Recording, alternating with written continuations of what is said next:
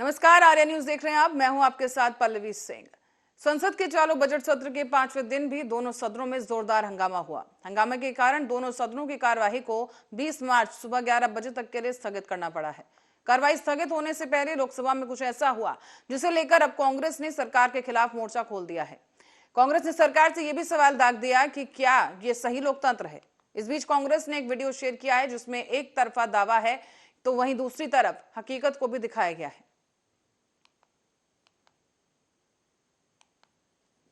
सभा बहुत बड़ी पंचायत है जिनमें आज तक माइक ऑफ नहीं हुआ है।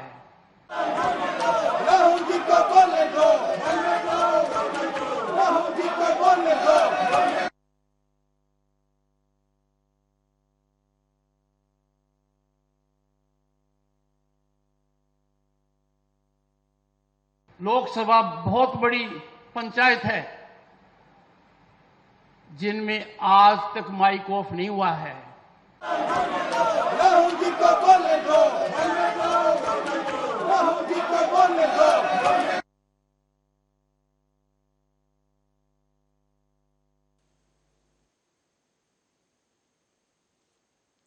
और इस बीच रायबरेली की रुख करेंगे जहां इन्फ्लुएंजा H3N2 से संक्रमित मरीज सामने आए हैं। स्वास्थ्य विभाग को जानकारी मिलते ही मरीज के घर पर टीम पहुंच गई।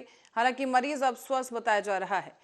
दरअसल ये छोटा बाजार की रहने वाली सुनीता सिंह लगभग 13 दिन पहले सर्दी जुकाम की शिकायत के बाद लखनऊ में मिडलैंड हॉस्पिटल में भर्ती हुई।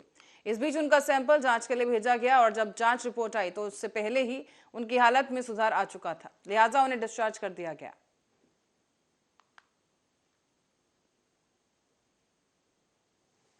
इसमें ये जो है वो बड़ा वाला स्ट्रेन है।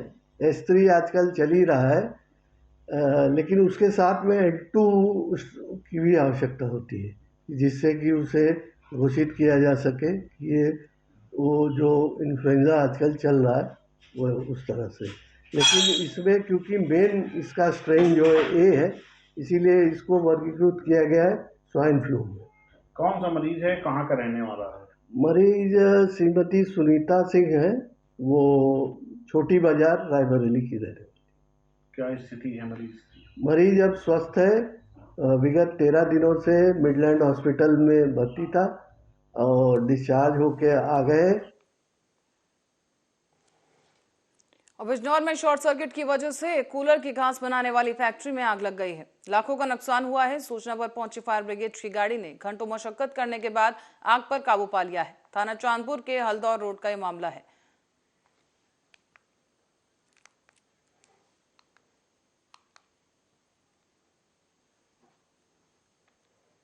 और उत्तर प्रदेश के हमीरपुर जिले में किशोरी के अपहरण का मुकदमा दर्ज होने के बाद भी किशोरी की बरामदगी अब तक नहीं हो पाई है और ना ही आरोपी को गिरफ्तार किया गया। इसी को लेकर अब परिजनों ने अनशन शुरू कर दिया है। तो वहीं परिजनों ने अपहरण करने की साजिश करने वालों का नाम भी बढ़ाए जाने की मांग की है। दरअसल ये मामला है कुरारा थाना क्षेत्र का, जहां से घर से स्कूल गई एक 15 साल की छात्रा 1 मार्च को घर से गई थी और लापता हो गई। पुलिस ने गांव के पास ही पतारा गांव के रहने वाले राम नरेश के ऊपर तमंचे के बल पर बाइक पर बैठाकर अपहरण करने का मुकदमा दर्ज किया।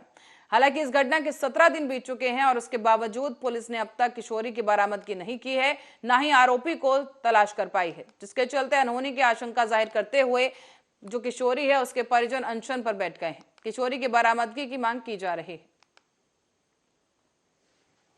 कि मेरी मंजे सुबह 9 बजे घर से पढ़ने के लिए कहकर गई थी। मैं घर में नहीं था।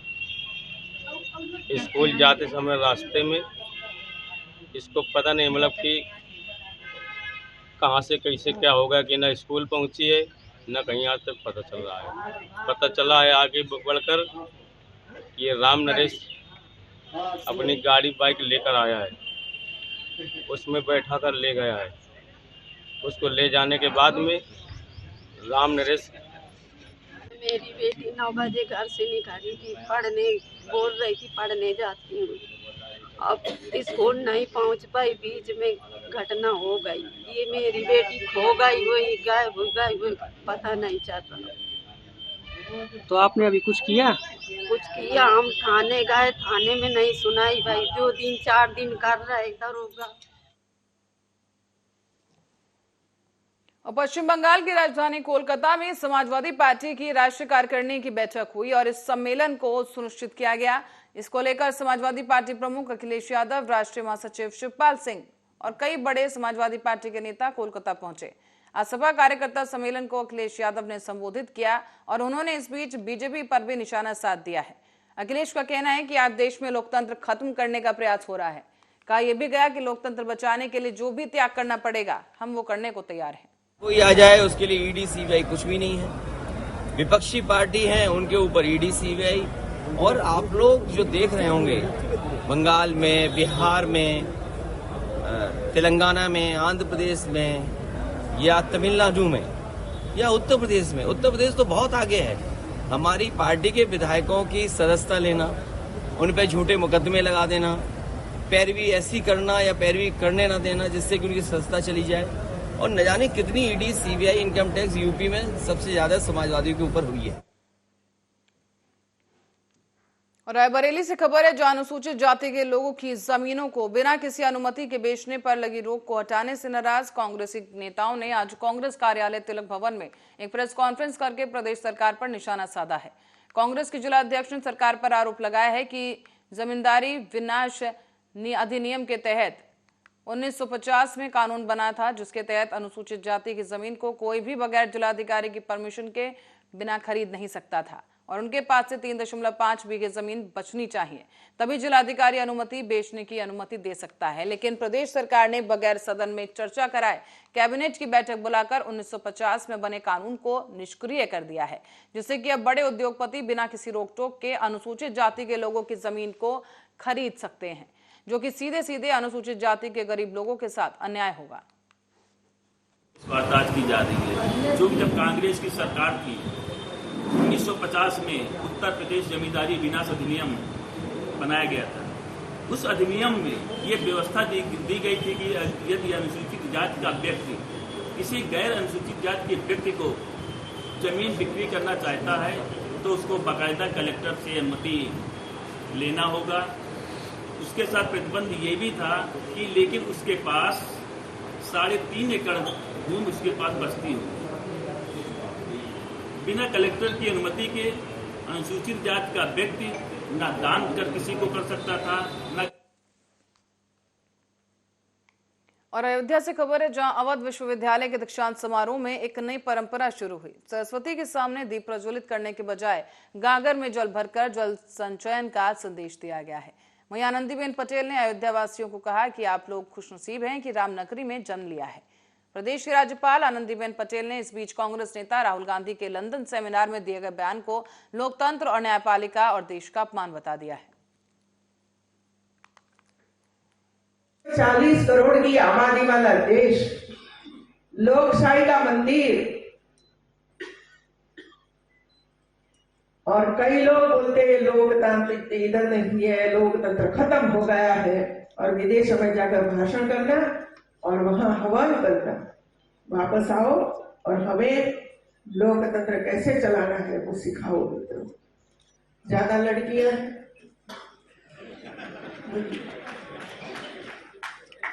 लड़के कम है।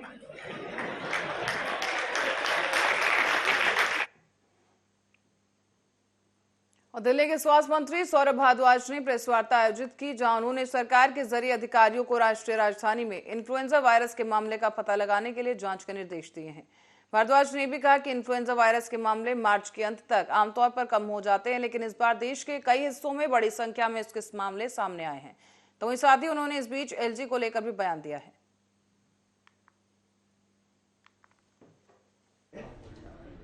ये इन्फ्लुएंजा का मौसम होता है और जनरली इस तरीके का इन्फ्लुएंजा जो है पूरी दुनिया में चलता है और सीजनल इन्फ्लुएंजा होता है। H1N1 और H3N2 इन्फ्लुएंजा इस वक्त जो है हिंदुस्तान में काफ़ी फैल रहा है और जनरली इसके 2 पीक आते हैं। एक पीक आता है जनवरी से लेकर मार्च तक, दूसरा पीक आता है इसका मॉनसून के ख़त्म होने पे। ये वाला जो पीक है इसकी एक्सपेक्टेशन ये रहती है कि मार्च ख़त्म होते होते ये डिक्लाइन हो जाता है इस बार देखने में आ रहा है कि काफ़ी पेशेंट्स इन्फ्लुएंजा के आ रहे हैं और जिन लोगों को पहले लंग्स में या अस्थमा की या कोरोना की बड़ी सीवियर रही, उनको इसका ज़्यादा असर हो रहा है। जनरली इसके अंदर फीवर आ रहा है, कफ है, सोर थ्रोट है, रनी स्कफी नोज़ है, मसल एंड बॉडी एक, हेडेक्स, फटीग, और अक्सर आपको पता चल रहा होगा कि आसपास जो है लोगों को काफ़ी खांसी, जुकाम, बुखार, इस तकलीफ़ के बारे में लोग चर्चा कर रहे हैं।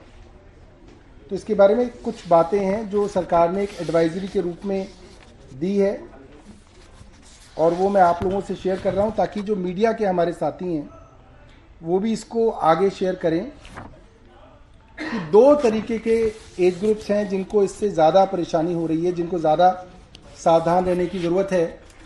वो है 65 साल से ऊपर के बुज़ुर्ग और 5 साल से छोटे बच्चे जो है उनको थोड़ा ज़्यादा सावधान रहने की ज़रूरत है। इसके अंदर एलजी साहब से हमारे मतभेद हैं और वो मतभेद भी इसी चीज़ के हैं कि प्रजातंत्र की जो मर्यादा है, जो संवैधानिक जो पूरा का पूरा प्रेसिडेंस रहा है, उसको बना के रखें एलजी साहब भी। और हम उनसे यही बात कहते हैं कि संविधान में ये लिखा है तो आप इसी तरीके से करिए, कानूनों के हिसाब से चलें। तो आज एलजी साहब के अभिभाषण के समय पे भारतीय जनता पार्टी के कुछ मेंबर्स ने बहुत हंगामा किया। एलजी साहब उस वक्त हाउस में खड़े हुए थे, उसके बावजूद भी हंगामा जो है उनका चलता रहा। तो जो शेड्यूल 5 है इसमें कोड ऑफ कंडक्ट है, code of conduct for members during LG's address. तो उसके मुताबिक अगर कोई भी आदमी, कोई भी मेंबर इस तरह से ऑब्स्ट्रक्शन करता है, खड़ा होता है, वॉकआउट करता है, नारेबाजी करता है, पॉइंट ऑफ ऑर्डर की बात करता है जो बार बार जो है विपक्ष के नेता कर रहे थे, तो ये जो है हाउस की अवमानना इसको माना जाएगा और हाउस जो है इसको मोशन पास करके डील कर सकता है।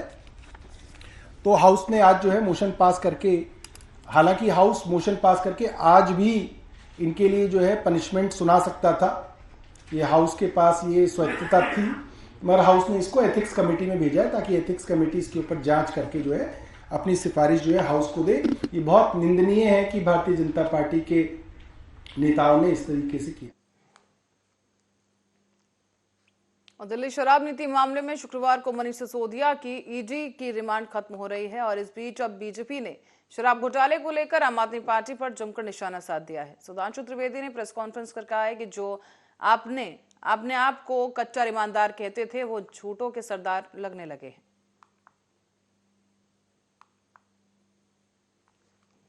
सभी विगत कई दिनों से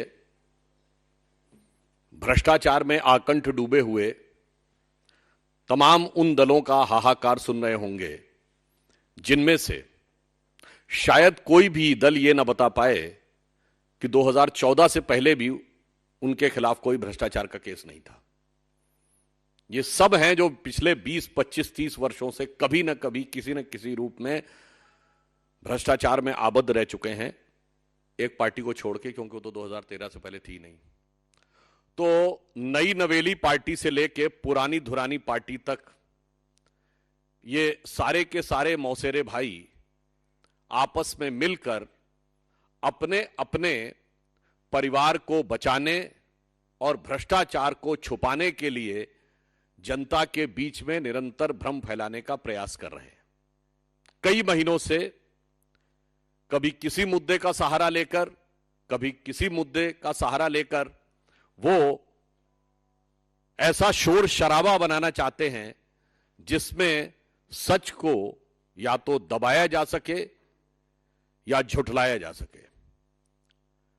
परंतु जो जो भिन्न भिन्न स्तरों पर जांच की प्रक्रियाएं आगे बढ़ रही हैं और भिन्न भिन्न जगहों पर मीडिया के माध्यम से पब्लिक डोमेन में जानकारियां आ रही हैं, तो उसके साथ उन लोगों के ये सारे दावे खोखले साबित होते जा रहे हैं और भ्रष्टाचार का कठोर यथार्थ जनता के सामने आ रहा है। दिल्ली को शराब में डुबो देने वाले लोग बच के निकलने का प्रयास कर रहे हैं, मगर हम विषय को डाइवर्ट नहीं होने देना चाहते, इसलिए हम उस विषय के ऊपर पुनः जनता का ध्यान आकृष्ट करना चाहते हैं, यानी उसका फोकस बना के रखना चाहते हैं। अब पिछले 1-2 दिन में जो जानकारियां आई हैं, जो पब्लिक डोमेन में आई हैं कि पूछताछ के दौरान स्वयं दिल्ली सरकार के पदों पर बैठे हुए लोग, इस शराब के घोटाले में सक्रिय भूमिका निभा रहे लोग और मनीष सिसोदिया जी के जो सचिव रहे हुए लोग, उन सब के संदर्भ से जो तथ्य सामने आए हैं वो उन चीजों को अब पुख्ता कर रहे हैं जिसे वो लोग सिर्फ आरोप सिद्ध करने का प्रयास कर रहे थे। उदाहरण के लिए कि जो टेक्निकल कमेटी थी उसने यह संस्तुति की थी कि होलसेल यानी थोक विक्रय का अधिकार सिर्फ सरकार के पास रहेगा, यह प्राइवेट को नहीं दिया जाएगा था। तो वो प्रकारांतर से सरकार के ही राजस्व में बढ़ना था, परंतु ये तीनों निर्णय बदल दिए गए बगैर किसी वैधानिक प्रक्रिया के। और अब यह समाचार आए हैं कि जब 2021 में मार्च के महीने के मध्य में यह निर्णय बदले गए तो यह निर्णय श्री अरविंद केजरीवाल जी के घर पर हुआ और उसमें दिल्ली सरकार के पूर्व मंत्री सत्येंद्र जैन जी भी उपस्थित थे। यानी अब जिसे वो आरोप कह रहे थे, न सिर्फ वो तथ्यों के साथ पुख्ता होता नजर आ रहा है, बल्कि साथ ही यह भी आ रहा है कि यह सारी की सारी जानकारी मुख्यमंत्री, दिल्ली के मुख्यमंत्री श्री अरविंद केजरीवाल जी की संज्ञान में ही नहीं थी, बल्कि उन्हीं के स्थान पर यह हो रहा था। अब बढ़ते हैं अगली खबर की ओर। उत्तर प्रदेश में हो रहे अपराध को लेकर वित्त मंत्री सुरेश खन्ना ने कहा है कि जो जैसा करेगा उसको वैसा प्रतिफल मिलेगा। साथ ही उमेशवर हत्याकांड पर कानून व्यवस्था को लेकर भी उन्होंने कहा कि कानून अपना काम करेगा। योगी जी ने कहा था कि 0 टॉलरेंस पर काम किया जाएगा। सरकार वही चरितार्थ भी कर रही है। कोई भी अपराध करता है, सरकार अपना काम करती है, कानून अपना काम करता है और पुलिस अपना काम करती है।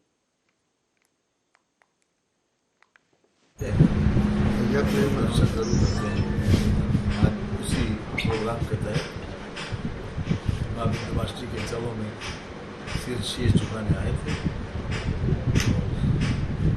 वहाँ भी मंदिर प्रधान के सामने उनसे आशीर्वाद प्राप्त करने के लिए गए थे। वहाँ से यहाँ आ रहे हैं, वापस जाएंगे।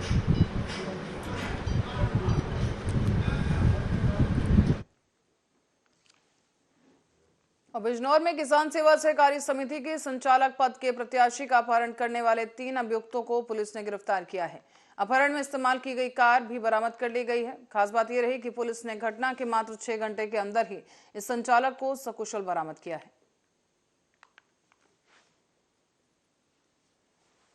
10 बजे ग्राम पुरुषोत्तमपुर थाना नजीबाबाद निवासी एक महिला जिसका नाम सुनीता है, एक तहरीर थाने पर दिया जिसमें उन्होंने लिखा कि उनके पति नरेश कुमार को, जो कि साधन सहकारी समिति के संचालक पद के प्रत्याशी हैं, उन्होंने नामांकन किया था।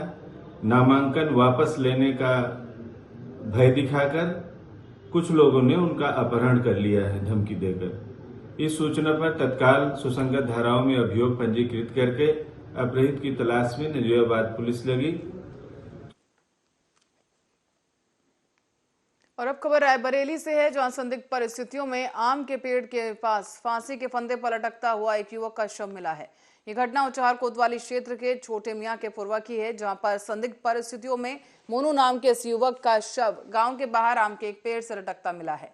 मृतक, बता दें आपको, कि टाइल्स लगाने का काम करता था और परिजनों से पूछे जाने पर पता चला है कि जो मृतक है ये रात से ही घर से गायब है। इस बीच सूचना पाकर मौके पर पहुंची पुलिस ने शव को पोस्टमार्टम के लिए भेज दिया है।